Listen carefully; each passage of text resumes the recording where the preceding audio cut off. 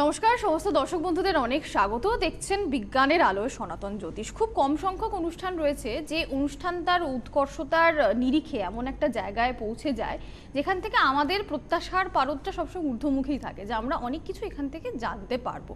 তো বিজ্ঞানের আলোয় সনাতন জ্যোতিষ সেরকম একটি অনুষ্ঠান, এ বিষয়ে কোনো সন্দেহ নেই। আরও একটা যেটা খুব গুরুত্বপূর্ণ সেটা হচ্ছে এরকম একটা অসাধারণ অনুষ্ঠান আমরা আমাদের মাতৃভাষায় পাই, আমরা বাংলা ভাষায় পাই। কেন বলবো বাংলা ভাষার কথা, অনেকে অন্যভাবে এটা নেবেন না বা ব্যাখ্যাটা অন্যরকম কিন্তু নয়। এটা হচ্ছে বাঙালিদের মধ্যে একটা অদ্ভুত প্রবণতা আছে, আমরা না ক্রমশ আস্তে আস্তে আমাদের নিজেদের শিকড়টা থেকে সরে যাচ্ছি। একটা অন্ধ অনুকরণ প্রবণতা আমাদের মধ্যে থাকে। এবার আমি জানি না এটা কোনোভাবে আন্তর্জাতিক হয়ে ওঠার একটা ব্যর্থ চেষ্টা কিনা, যে যেখানের যা কিছু রয়েছে সেটা বুঝি অথবা না বুঝি সেটাকে একটা নকল করার প্রবণতা করতে গিয়ে কি আমরা নিজেদের সংস্কৃতিটাকে হারিয়ে ফেলছি। এটা কিন্তু বাঙালি না। বাঙালি সেই জাতি যে সবসময় তার সৃষ্টিতে, কৃষ্টিতে, প্রজ্ঞায় এবং স্পর্ধায় সবার থেকে আলাদা ছিল, এগিয়ে ছিল। জীবনটাকে আলগোছে ধরে রেখে বাঙালি একটা দুর্দান্তভাবে আট পৌড়ে বাঁচতে পারতো। এটা ছিল বাঙালির সংস্কৃতি। তো সেই সংস্কৃতির শিকড়টা যদি আমরা ভুলে যাই, মনে রাখতে হবে এটা কিন্তু একটা ক্রনোলজিক্যাল প্রসেস। অতীতকে বাদ দিয়ে কখনো ভবিষ্যতে পৌঁছানো যায় না, সেটা সঠিক নয়। এই জায়গাটাতে আমরা আলোকপাত করার চেষ্টা ইতিপূর্বেও করেছি, করব আজকের অনুষ্ঠানেও। আরও নতুন কিছু দিক খুলবে, কারণ এমন একজন মানুষ এই অনুষ্ঠানের হোতা যার সঙ্গে বসা মানে ভীষণ কাজ হয়ে যায় এদিকের, মানে খুব সহজ হয়ে যায় এদিকের কাজটা, অলমোস্ট কিছু করতে হয় না কিন্তু অনেক কিছু জানা যায়। সঙ্গে পেয়েছি বেদাচার্য দাকে, অনেক স্বাগত দাদা আপনাকে। একদম, তোমাকেও স্বাগত। এই নতুন বছরে তোমার সাথে প্রোগ্রাম করা অনেকদিন পর সুযোগ হলো। একেবারেই। তার কারণ আমি তো প্রোগ্রাম করি না, এমনি তোমরা বলো যে দাদা ডুমুরের ফুল আপনি এতদিন পর কোথায় ছিলেন, একটা লাইভ হচ্ছে মানে স্বস্তি। তবে এই সপ্তাহে দুটো লাইভ হয়ে গেল না, আমি তো ভেবেছিলাম মার্চের আগে আর আসবেন না, সেটাই আর কি, সবাই তাই ভাবে আর কি। কিছু করার নেই। সবাইকে নমস্কার, আমার মা বাবাকে প্রণাম। ঘটনা হচ্ছে আজকে নতুন বছরের 10টা দিন তো অতিক্রান্ত হয়ে গেল। একটা নিউ ইয়ার রেজলিউশন বলে আমাদের একটা কথা আছে, যে আমরা নতুন বছর, নতুন উদ্যম, নতুন বছরে আমাদের একটা কিছু করতে হবে, আমাদের নতুনভাবে চলতে হবে, আমার যা বদভ্যেস ছিল সেগুলো এবার আমরা আস্তে আস্তে দূরে সরাবো। বাট আজকে যখন চা খেতে খেতে আমি লবিতে যখন কথা হচ্ছে, তখন এই শনি 7.5 নিয়ে কথা হচ্ছিল আর কি। যে দাদা শনি 7.5, মকর রাশি, ধনুরাশি, তারপরে বৃশ্চিক রাশির একটা ঝামেলার ব্যাপারটা আর কি। ব্যাপারটা হচ্ছে শনির 7.5কে শুনলে না সবাই একটা একটা সুইসাইডাল একটা সিচুয়েশন তাদের মধ্যে একটা ক্রিয়েট হয়েছে, যে শনি 7.5 ঢুকেছে, মনে হয় আমার সব শেষ হতে চলেছে। আমি ভদ্রলোককে বোঝালাম যে শনি 7.5তে আপনি যে বেনিফিটটা গেন করতে পারেন এটা সবার আগে বুঝতে হবে। তার কারণ সবার আগে যেটা দরকার হচ্ছে যে জ্যোতিষশাস্ত্রটা এমন একটা শাস্ত্র, যে শাস্ত্র আপনার বন্ধু। এই শাস্ত্রটি আবিষ্কার করা হয়েছিল মানুষের দুঃখকে কিভাবে আস্তে আস্তে সে লাঘব করতে পারে, এবং সে তার নিজের জীবনের স্ট্র্যাটেজিকে কিভাবে পাল্টে। কারণ দেখো, ভাগ্য তো পরিবর্তন করা যায় না, মানুষের জীবনের শৈলীটাকে বদলানো যায়। অর্থাৎ যেটাকে আমরা ইংরেজিতে বলি স্ট্যাটাস অফ লিভিং। হ্যাঁ, মানে লিভিং স্ট্যাটাসটাকে একটা হাই করা যায়। এবার সেটা কি করতে হবে, আমাকে আমার নক্ষত্রের সাথে, আমার তিথির সাথে, আমার পঞ্চাঙ্গকে কানেক্ট করে সেই জায়গাটাকে আমার ডেভেলপ করতে পারে। তার কারণ আজকে কেউ অভিনয় জগতের সাথে যুক্ত হয়ে রয়েছেন, কেউ হয়তো গান বাজনার সাথে যুক্ত হয়ে রয়েছে, কেউ হয়তো ইঞ্জিনিয়ারিং পার্টের সাথে যুক্ত, কেউ হয়তো লয়ের প্রফেশনে রয়েছেন, কেউ হয়তো অ্যাডমিনিস্ট্রেশনের প্রফেশনে রয়েছেন, প্রশাসনিক, কেউ চিকিৎসক, কেউ ব্যবসায়ী, কেউ ছোট ব্যবসায়ী, কেউ বড় ইন্ডাস্ট্রিয়ালিস্ট, এবার কেউ হয়তো অ্যাস্ট্রোলজার, কেউ হয়তো অধ্যাপক, শিক্ষক, এগুলো পড়াচ্ছেন। কিন্তু ঘটনা হচ্ছে যে প্রত্যেকটা মানুষের সাথে রিলেশন, মানে আজকে যে শব্দটা আমরা আগের দিন যেখানে আমরা শেষ করেছিলাম, যে মানুষের জীবনে সবচেয়ে বড় ক্ষতিকর একটা বস্তু হয়ে উঠেছে এখন ডিপ্রেশন। যে প্রসঙ্গটা মারাত্মক, যে প্রসঙ্গটা তুমি শুরু করলে, যে কালচার, নিজের কালচারকে ভুলে গিয়ে অন্য কালচার অ্যাডপ্ট করতে গিয়ে কোথাও না কোথাও আমরা হারিয়ে ফেলছি নিজেদেরকে, পুরোটাই হারিয়ে ফেলছি। এবার এর ফলে কি হচ্ছে, আমার হাতে বড় বড় দামি দামি মোবাইল ছোটবেলা থেকে। আমাদের সময় আমার মনে হয় আমার বাবা মারা ঘড়িটা পর্যন্ত আমাদেরকে কিনে দেয়নি। তার কারণ বলেছিল, সময়ের মূল্য যদি বোঝো তাহলে সময়ের মতো করে কাজ করো এবং নিজের যোগ্যতায় ঘড়ি কেনার পয়সা অর্জন করো, তবে হাতে ঘড়িটি লাগাও। কারণ ঘড়ি এমন একটা জিনিস, এটা টাইম মেশিন। তো টাইম মেশিন মানে যে মানুষ সময়কে মূল্য দেয়, যে মানুষ সময়ের সাথে চলে, সে মানুষ জীবনের যে কোনো সমস্যা থেকে সে অচিরেই বেরিয়ে যেতে পারে। এবার এই বেরোবেন কিভাবে, তাহলে নিজের কালচারকে খুব ভালো করে জানতে হবে। তার কারণ আজকে যেমন সোমা যেমন বলছিল যে আমাদের বাঙালিদের, শুধু বাঙালি কেন, আজকে সারা ভারতবর্ষেরই যে আমাদের এতগুলো অঙ্গরাজ্য, এতগুলো রাজ্য, এতগুলো ভাষাভাষীর মানুষ, এতগুলো খাবার দাবারের একটা অংশ, দিল্লির লোকের একরকম খায়, হরিয়ানার লোকের একরকম খায়, বাঙালিরা একরকম খায়, নর্থ ইস্টের লোকের একরকম খায়, প্রত্যেকটা খাবারের কালচার আলাদা, মরুভূমির লোকের একরকম খায়। কিন্তু দেখো কত স্বাদ এখানে। এই স্বাদ মানে একটা রিচ কালচারের মধ্যে দিয়ে আমরা আছি এবং সেটা প্রত্যেকটা কিন্তু সেই অঞ্চলের জলবায়ু তার বৈশিষ্ট্যের সঙ্গে সম্পর্কযুক্ত। আজকে যদি এমনি এমনি হয়নি, আর বিশেষ করে যদি আজকে কাউকে যদি কোনো একটি ব্যক্তিকে জিজ্ঞেস করা হয় সত্যমেবে জয়তে, আমরা একটা কথা বলি না সত্যমেবে জয়তে, তো এই ভাষাটা আমাদের এখানে আসলো কি করে, আমাদের কোন জায়গায় লেখা রয়েছে? এবং এটা আমি কালকে যখন পড়াশোনা করছি তখন আমি দেখলাম মার্কেন্ডেয় পুরাণের 149 নম্বর পংক্তির একটি অংশ আছে, ফোনে আছে, ঠিক আছে আমি নিচ্ছি। তো মার্কেন্ডেয় পুরাণের 149 নম্বর একটি পংক্তি, যেখানে সত্যমেবে জয়তের পুরো একটা কবিতা লেখা আছে 4টে লাইনের। আচ্ছা, সেইখান থেকে সত্যমেবে জয়তে উঠে এসছে। এবং মানে আমাদের দাদা, আমাদের যিনি টেকনিশিয়ান দাদার সাথে এক্ষুনি আলোচনা হচ্ছিল যে আমাদের কয়েনের মধ্যেও সত্যমেবে জয়তে লেখা থাকে, এবং সেখানে 3টে সিংহের মূর্তি দেওয়া থাকে। কেন থাবা 3টে সিংহ মূর্তি কেন? কারণ সত্যমেবে জয়তে কেন টাকার মধ্যে এসে, তার মানে তুমি যদি সততার সাথে, সদাচারের সাথে যদি তুমি জীবনকে যাপন করো, তুমি যদি মানুষের সাথে বিহেভ করো, তাহলে সে সৎ পথে সে উপার্জন করতে পারবে।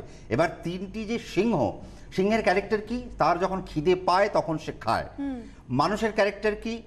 তার খিদে মেটার পরেও সে অন্য আরো চায় যে আমি কালকের খাবার, পরশুর খাবার, এ বছরের খাবার আমি স্টক করব। এটা সিংহের ক্যারেক্টার। তার মানে সিংহ হচ্ছেন রয়্যাল, সে জানে তার মানে আমাকে রয়্যাল হতে হবে, আমাকে আমার গুণে সম্পন্ন হতে হবে, আমাকে বিদ্যায় সম্পন্ন হতে হবে। এই কথাগুলো বলার অর্থ কি? দেখো, এই কথাগুলো বলার অর্থ হচ্ছে যে মানুষ কোথাও না কোথাও জ্যোতিষশাস্ত্রকে আস্তে আস্তে একটা খারাপ চোখে দেখতে আরম্ভ করেছে। তার কারণ মানুষ যেমন, আমার বলতে যেমন খারাপ লাগে, অনেকে এসে বলে দাদা আমার যেন থানা পুলিশ উকিল যেন না হয়, তার কারণ মানুষ ভয় পায় ওখানে গেলে তার সর্ব অর্থ নষ্ট হয়ে যাবে, মান সম্মান, প্রেস্টিজ নষ্ট হয়ে যাবে। আর মানুষ উকিল প্রশাসনের থেকে এখন জ্যোতিষকে বেশি ভয় পায়, তার কারণ জ্যোতিষীরা এখন চেম্বারে ঢোকা মাত্রই এতগুলো ভয় দেখিয়ে দেবে। আর এতগুলো ভয় যখন আপনার দিকে ছুঁড়ে মারবে, তো ন্যাচারালি আপনি তো এমনি রুগ্ন অবস্থায় গেছিলেন, তারপরে তো আর বাড়ি ফিরতে মানে স্ট্রোকটাও হয়ে যাবে। ভয়ের প্যাকেজ আছে, ভয়ের আবার প্যাকেজ আছে বিভিন্ন রকম, হ্যাঁ, ছোট মাঝারি বড় ভয়, হ্যাঁ সে তো আছে। তার মধ্যে কেউ তিলক লাগাবে, কেউ ময়ূরকে করবে, তো আছেই এসব নানা। কিন্তু অ্যাস্ট্রোলজিকে নিজের জীবনের সাথে কানেক্ট করতে শিখুন। দুটো করে প্রশ্ন অ্যাস্ট্রোলজারের কাছে আনুন এবং অ্যাস্ট্রোলজারকে জিজ্ঞেস করুন আমার এই দুটি প্রশ্নের মধ্যে আমি কিভাবে সেটাকে আমার ছকটাকে আমি আমার লাইফের সাথে কানেক্ট করব। যদি এটা করতে পারেন, যেদিন থেকে করতে পারবেন, নিজের ভাগ্যের চাকাটা ঘুরবে কতটা জানি না, তবে নিজের জীবনশৈলীটা পাল্টাবে। কেউ আছেন কি? দেখে নাও। আছেন একজন। নমস্কার আপনাদের দুজনকে। হ্যালো হ্যালো, হ্যাঁ নমস্কার, একটু জোরে বলতে হবে। আমি বর্ধমানে এখান থেকে বলছি। হ্যাঁ নমস্কার। আমার মেয়ের সম্বন্ধে একটু জানতে চাই। নিশ্চয়ই নিশ্চয়ই। কি নাম আপনার দিদি? আমার মেয়ের নাম সোমা। সোমা, আচ্ছা বলুন। এক সোমা আমার পাশে আর আপনার বেশ বেশ বেশ। 1978, হ্যাঁ 1978, 11 অক্টোবর, 11ই অক্টোবর 1978, 4:50 বিকাল। বিকেল 4:50। কোথায় হয়েছে দিদি ভাই জন্মস্থান? বর্ধমান জেলা কালনা। বর্ধমান জেলাতেই হয়েছে। কি বার ছিল দিদি? ওটা বুধবার। বুধবার ছিল। বেশ। মীন লগ্ন, মকর রাশি, এটা তো আপনি জানতেন? হ্যাঁ নিশ্চয়ই জানি। তার আগে আপনাকে তো হ্যাপি নিউ ইয়ার বলা হয়নি, শুভ নববর্ষ আপনাকে। হ্যাপি নিউ ইয়ার আপনাদের দুজনকেও।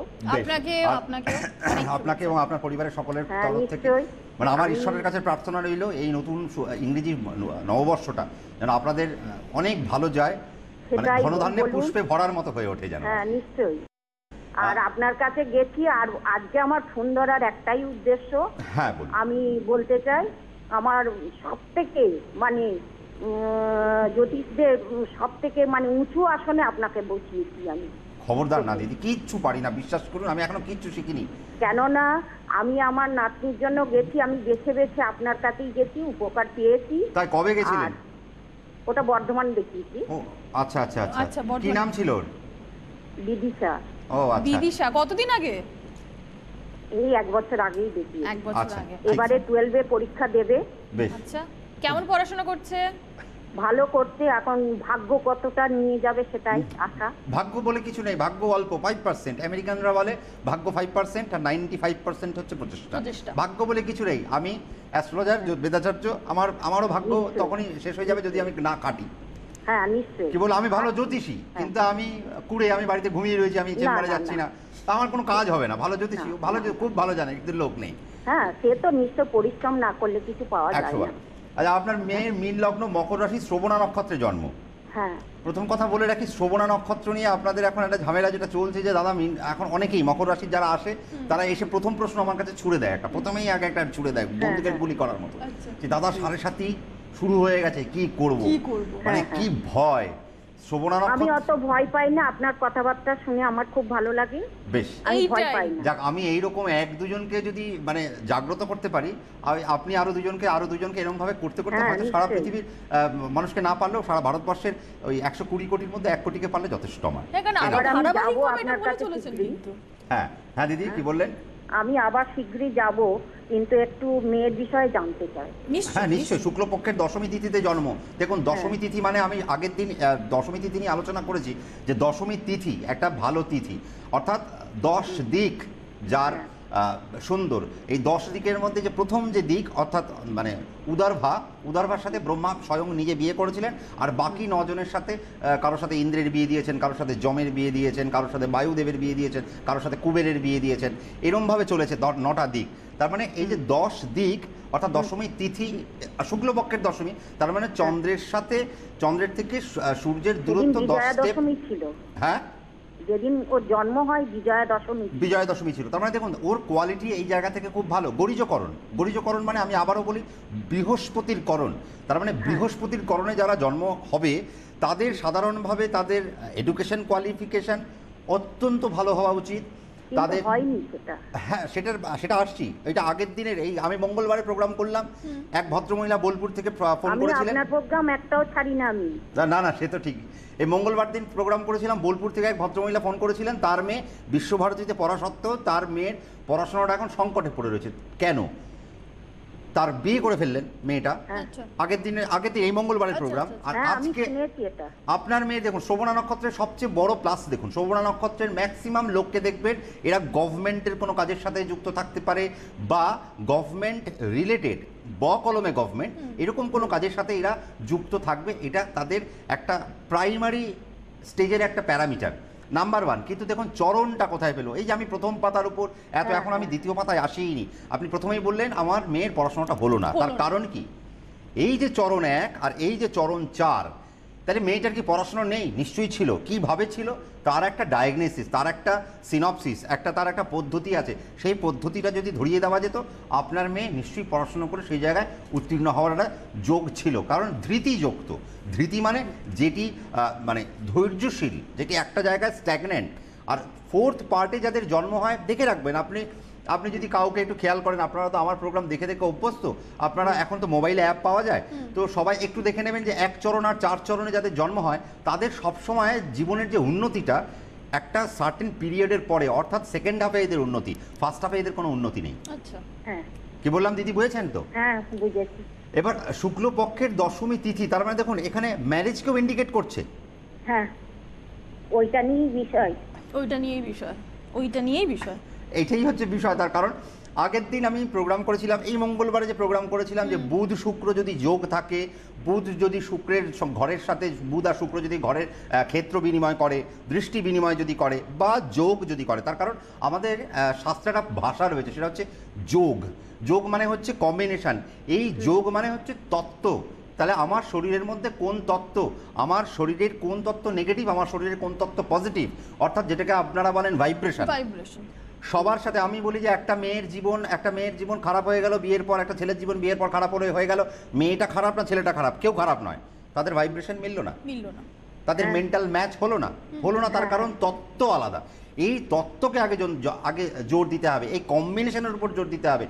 শুধু মাঙ্গলিক 7.5 এইসব নিয়ে বলে লাভ নেই, শুধু ওই লগ্নভঙ্গ কালসর্প অমুক কালসর্প এইসব বলে লাভ নেই, আমাকে মেন পার্টে আসতে হবে। এই যে দশমী তিথি নিয়ে বলার পরে যখন আমি বললাম যে এদের ম্যারেজ লাইফকে কিছু ইন্ডিকেশন দিচ্ছে, তার মানে আপনাকে বুঝতে হবে যে একটাই তো দিক, তো একটা ব্রহ্মার কান থেকে তার সৃষ্টি হয়েছিল দিকের, এই দিককে তিনি 10 ভাগে ভাগ করলেন, ভাগ করে 10 জনের সাথে বিয়ে দিলেন। তার মানে একটি নারীর 10টি পুরুষ, হ্যাঁ তাই তো দাঁড়াচ্ছে। তাহলে কি বিবাহ ভালো হলো না খারাপ হলো? তাই তো দিদি ভাই। বুধ শুক্রের সাথে বসে রয়েছে, ব্যভিচার যোগ। আমি আগের দিন মঙ্গলবার দিন ঠিক এই বিষয় নিয়ে আলোচনা করলাম। আমি শুনেছি। আরো একটা জিনিস আপনাদেরকে আলোচনায় এর বহু আগে একটা প্রোগ্রামে করেছিলাম, যে চন্দ্র বা রবি যদি সপ্তমে থাকে তাহলে তাদের বৈবাহিক জীবন ভীষণভাবে খারাপ হতে পারে। রবি যদি লগ্নের সপ্তমে থাকে তাহলেও তাদের বৈবাহিক জীবন খারাপ হতে পারে। তার মাইথোলজিক্যাল কানেকশন আমি আপনাদেরকে ধরিয়ে দিয়েছি। আপনার মেয়ের দেখুন রবি রাহু যুক্ত, তার মানে রাহু কতটা প্রবল, লগ্নে কেতু বসে রয়েছে, ফ্রাস্ট্রেশন, ডিপ্রেশন থেকে সুইসাইডাল টেন্ডেন্সি, নিজেকে শেষ করে দেবো, সমাজে আমার কোনো জায়গা নেই, ইত্যাদি ইত্যাদি জায়গাগুলো চলে আসে। চরম অবসাদ, হ্যাঁ চরম একটা অবসাদ। কি হবে, কি ডিভোর্স হবে না সংসার হবে, তো সেই জায়গায় অলরেডি পৌঁছেই গেছে, কোনো সম্পর্ক ইয়ে নেই, সবই দিচ্ছে, খেতে দিচ্ছে, পড়তে দিচ্ছে, সবই দিচ্ছে। শুনুন দিদি ভাই, আপনি তো আমার কাছে এসেছেন, হ্যাঁ নিশ্চয়ই, সিটিভিএনের পর্দায় আমি অনেকটা আলোচনা করলাম। আপনাকে এখানে অষ্টমে মঙ্গল দেখে অনেকে বলতে পারে যে এই মেয়েটির মাঙ্গলিক দোষ আছে, অমুক তমুক, কেমন? তার কারণ মঙ্গল দেখুন 21 ডিগ্রি 11 মিনিট বৃহস্পতির নক্ষত্রে থাকা, এখানে ভৌমদোষ থাকলো না। কেন থাকলো না? শুভ নক্ষত্র পেলে মঙ্গলের কখনো ভৌমদোষ তৈরি হয় না। আর একটা সার্টেন ডিগ্রি থাকে, সেই ডিগ্রির মধ্যে সে প্রবল থাকে। আপনার মেয়ে জাস্ট 21 ডিগ্রি পার করে গেল, তার মানে প্রবলত্বটা কেটে গেছে। যদি প্রবল ভাবটা থাকে সেটা নষ্ট হয়ে গেল, কিন্তু সমস্যা করে দিল রবি, আর সমস্যা করে দিল বুধ এবং শুক্র। এই দুটো জায়গাকে যদি আপনি একটু চারিত্রিকভাবে যদি একটু দেখান, একটা পার্সোনাল একটা অ্যাস্ট্রোলজারের কাছে যদি দেখান, আমার মনে হয় দিদি ভাই আপনি একটা গুড রেজাল্ট পেতে পারেন। আপনার মেয়ের সাথে যার বিয়ে হয়েছে না, সেই ছেলেটি খারাপ, আপনার মেয়েটি খারাপ, কেউ খারাপ নয়। ওই দশচক্রে ভগবান ভূত হয়, এখানে তাই ভাইব্রেশনটা ম্যাচ করে। ভালো পাইনি দিদি ভাই একটু জোরে বলুন। ভীষণ খারাপ, ভীষণ খারাপ। হ্যাঁ দিদি ভাই আরেকবার জোরে বলুন। ফ্যামিলিটা ভীষণ খারাপ, ফ্যামিলিটা ভীষণ খারাপ। তার কারণ কি? ব্যভিচার যোগ। তার মানে কি? যার সাথে অন্যায় বা যার সাথে অবিচার হবে, তাহলে এর প্রতিকার কি? আর তারপরে দেখুন 4 চরণ, তার মানে কি? সেই 4 চরণ, তার মানে একটা তো ফ্রাস্ট্রেশন, একটা তো ডিপ্রেশন থাকছেই। আবার দেখুন দশমী তিথি, এক নারীর 10 স্বামী, ব্যাপারগুলো বুঝে নিন, মানে এগুলো অনেক কানেক্ট করে।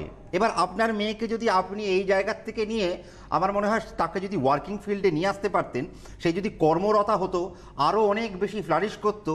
নিজে দশমী তিথি তো, তার মানে সে 10 দিককে জয় করতে পারে। তাহলে এই উপাদানটা যদি আপনি আপনার মেয়ের মধ্যে আনতে পারতেন, আমার মনে হয় আপনি সবচেয়ে, মানে কি বলবো, সবচেয়ে হ্যাপি মা হতেন। কি বললাম দিদি ভাই, বুঝেছেন তো? এখানে যাই হোক, মানে ডিমোরালাইজড হওয়ার কোনো ব্যাপার নেই, বিষাদ হওয়ার কোনো ব্যাপার নেই। এই জায়গাগুলোকে বুঝতে হবে, এই জায়গাগুলোকে চিনতে হবে। একটা কথা জিজ্ঞাসা করি আপনাকে, থামিয়ে, হ্যাঁ আমি বলছি যে ওর কি ডিভোর্স হওয়ার চান্স আছে? আমি একটা কথা বলি, এখানে শোনার দরকার নেই দিদি ভাই, কারণ কি আপনার পাশের বাড়ির লোক শুনছে, অমুক শুনছে।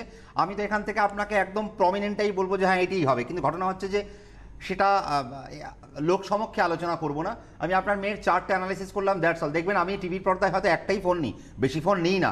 তার কারণ হচ্ছে আমি পার্সোনাল লাইফটাকে পাবলিক করতে চাই না, পাবলিক অ্যাপিয়ারেন্সে আনতে চাই না। অনেকে এখানে বসে 5-10টা করে ছক দেখছে, কি লাভ? আপনার পাশের বাড়ি দেখছে, তার পাশের বাড়ি দেখছে। আমি একটা ছক নিয়ে বোঝাবো, এই একটা ছক 100টা ছকের সমান।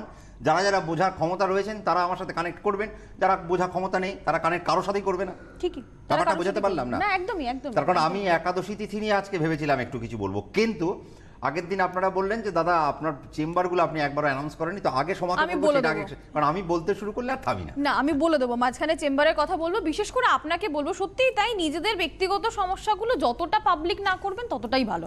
আর প্রত্যেক রবিবার দক্ষিণেশ্বরে চেম্বার থাকে, প্রত্যেক শুক্রবার গড়িয়াহাটে চেম্বার থাকে। আর নতুন সেশনের জন্য তো বোধহয় এখন চলছে, হ্যাঁ এখন অ্যাডমিশন চলছে। তার কারণ এখন দাকসায় যে ভর্তি, তবে আমার কিছু ক্রাইটেরিয়া আছে। অনেকেই ফোন করে, অনেকে এসে ফিরে যায়, দাদা আপনার এখানে ইনস্টিটিউটে আমি অ্যাডমিশন নিতে পারলাম না। তার কারণ আমি কিছু ক্রাইটেরিয়া আমি নিজে একটু খেয়াল করি। একটা মিনিমাম ন্যূনতম একটা শিক্ষাগত যোগ্যতা ছাড়া আমি অ্যালাউ করি না। হয়তো আশেপাশে অনেক ইনস্টিটিউট আছে, আপনারা সেখানে নিশ্চয়ই কানেক্ট করতে পারেন, কিন্তু আমার এখানে হতে হলে আপনি আগে দেখে নেবেন যে আপনার ন্যূনতম যোগ্যতাটা আছে কিনা, বা আমার হেল্পলাইনে ফোন করুন, সেখানে তারা আপনাকে ডিটেলস বলে দেবে। নাম্বার 2, সেটা হচ্ছে শিলিগুড়ি, দক্ষিণেশ্বর এবং শ্যামবাজার। এই 3টে জায়গাতেই ফেব্রুয়ারি সেশনের জন্য ভর্তি চলছে। লিমিটেড সিট, আমি 10 জনের বেশি অ্যালাউ করি না। আমার প্রত্যেকটা জায়গাতেই 10 জন থাকে, 10 জনের বেশি 11 জন আপনি দেখতে পাবেন না। তো সেই জায়গার জন্য আপনি তাড়াতাড়ি সেই জায়গাটায় কল করুন, কল করে নিজের জায়গাটা আগে সিকিউর করার চেষ্টা করুন, কিন্তু শর্তাবলী বা টার্মস অ্যান্ড কন্ডিশন অ্যাপ্লাইড আগে জেনে নিন। 2 নম্বর কথা এটা চলে গেল। এবার 3 নম্বর কথা, যেটা আমি আগের দিন মঙ্গলবারের প্রোগ্রামে আপনাদেরকে বলেছিলাম যে আমি একটা বড় কিছু আনতে চলেছি। আমার যারা ইভেন্ট ম্যানেজমেন্ট দেখে বা আমার যারা ইভেন্টের যারা কাজকর্ম করে তারা এই জায়গাটা আরও আপনাকে ফ্লারিশলি বলতে পারবে, সেটা আপনারা হেল্পলাইন নাম্বারে ফোন করলে পাবেন। মার্চ মাসের 1 তারিখের পর থেকে এই হেল্পলাইন নাম্বারটা খুলবে, আমরা সেই হেল্পলাইন নাম্বারের নাম্বার টিভিতে আমরা প্রোভাইড করে দেবো। যারা বাচ্চা আছে অর্থাৎ ক্লাস 8-এ পড়ে, ক্লাস 9-এ পড়ে, ক্লাস 10-এ পড়ে, ক্লাস 11-এ পড়ে, ক্লাস 12-এ পড়ে, এই পাঁচখানা যে শ্রেণী, এই পাঁচখানা শ্রেণী ছাত্রছাত্রীদের নিয়ে আমি 2 দিন ব্যাপী একটি সেমিনার করব। সেখানে শুধু একটি আপনার সন্তানের সাথে বাবা মা ছাড়া আর কেউ অ্যালাউড নয়, আর অন্য কেউ অ্যালাউ হবেন না। এবং তার কি শর্তাবলী এবং সেখানে কটা সিট আছে আপনারা সেই জায়গাটাকে রিজার্ভ করতে পারবেন। আর যদি রিজার্ভেশনের জন্য আপনারা ইন্টারেস্টেড থাকেন, কলকাতার মধ্যেই হবে। এবং আমি সেই বাচ্চাগুলোকে একটুখানি, আপনারা যেমন বলেন না যে দাদা আমার ছেলে পড়াশোনা করছে না, আপনারা এসে বলেন দাদা আমার ছেলেকে আমি একটু ডাক্তার করতে চাই, আমার ছেলেকে ইঞ্জিনিয়ারিং করতে চাই, কিন্তু সবার আগে দেখে নিতে আমি আগের দিন বলেছি যে আপনার বাচ্চাটা কি চায় সেটা আগে দেখুন। এই যে এইমাত্র যে ভদ্রমহিলা ফোন করলেন দশমী তিথি, কোথাও না কোথাও তার চার্টের ঠিকঠাক অ্যানালাইসিস হয়নি, তাই তিনি আমাকে ফোন করে দশমী তিথির ব্যক্তিকে নিয়ে আমার সামনে বসে রয়েছেন।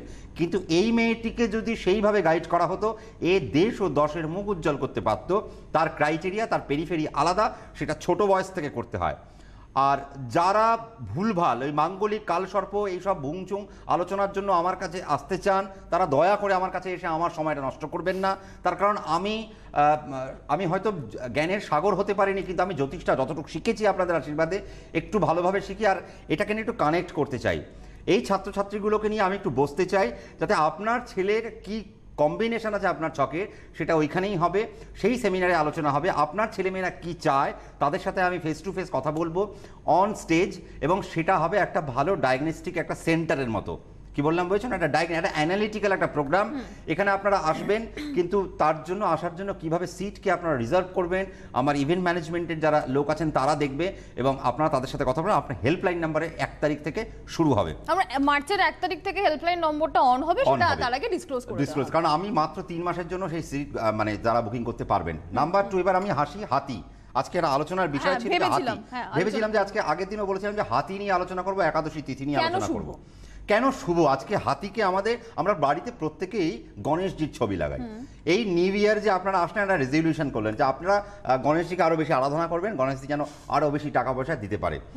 কিন্তু গণেশজি ইকুইভ্যালেন্ট টু টাকা পয়সা হয়ে গেছে। আবার শুধু তাই না, দেখো শিবকে গজান তাকা বলা হয়, অর্থাৎ শিবজি তিনি গণেশের মাথা শিরোচ্ছেদ যখন করলেন, তিনি তখন আরেকটি হাতির, পুরাণে কখনো কখনো বলা হয়, কোনো মানে আঞ্চলিক পুরাণে বলা হয়েছে যে ঐরাবতের সুরকে তিনি মস্তককে তিনি শিরোচ্ছেদ করে সেই ঐরাবতের মস্তককে তিনি গণেশজির মাথায় বসিয়েছিলেন।